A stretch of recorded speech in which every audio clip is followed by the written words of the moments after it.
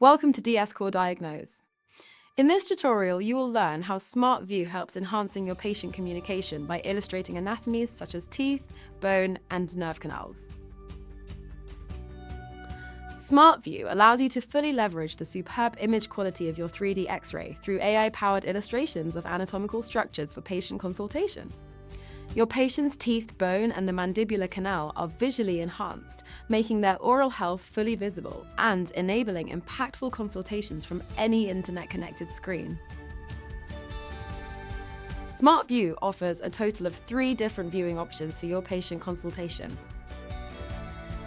The standard view without additional illustration, the transparent bone view, where the full teeth can be seen through the transparent bone, and the transparent teeth view, where bone and teeth become transparent, especially important to explain that endo treatment.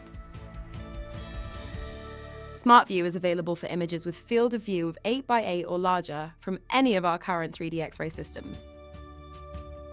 To take full advantage of this functionality, these systems should run Sidex's 4.4 and be connected to DS Core with the latest connector version.